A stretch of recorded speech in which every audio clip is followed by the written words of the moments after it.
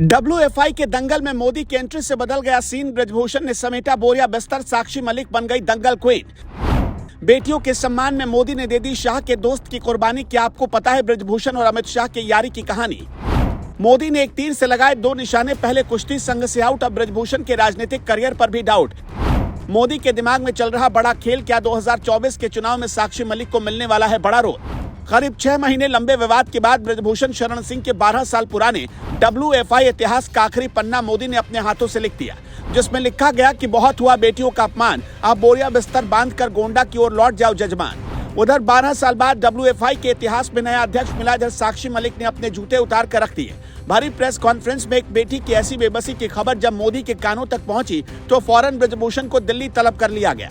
इधर तब तक बजरंग पुनिया ने भी अपना पद्मश्री अवार्ड सड़क पर रखकर तहलका मचा दिया।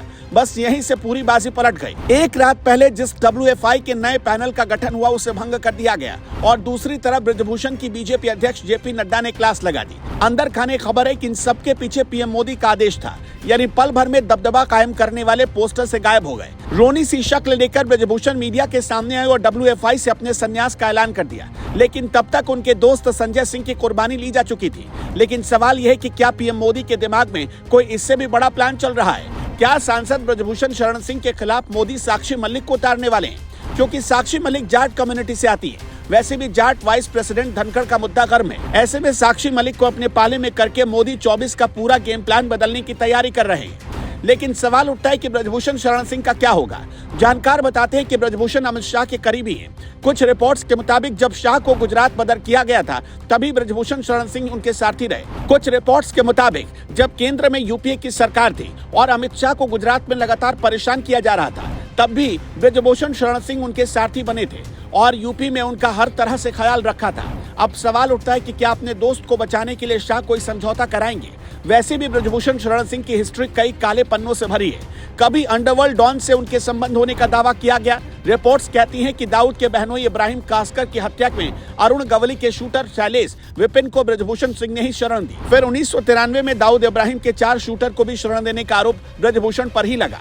इतना ही नहीं, राम मंदिर आंदोलन से उनकी सियासत चमकी और फिर कुश्ती के दंगल से WFI के दंगल में कूद गए।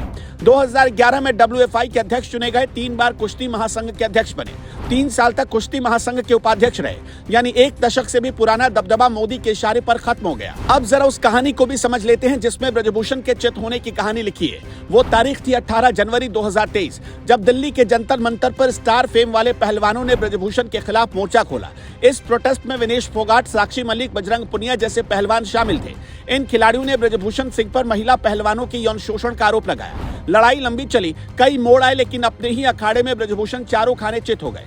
लेकिन इस खेल में सबसे अहम तारीख रही 22 दिसंबर, जब WFI के नए अध्यक्ष चुने गए संजय सिंह। इसी दौरान ब्रजभूषण के गोंडा आवास के बाहर कुछ पोस्टर लगाए गए जिन पर लिखा था कि दबदबा कायम है। यानी पोस्टर के जरिए साफ हो गया था कि चुनाव भले ही संजय सिंह जीते हों, लेकिन असली जीत ब्रजभूषण सिंह की हुई।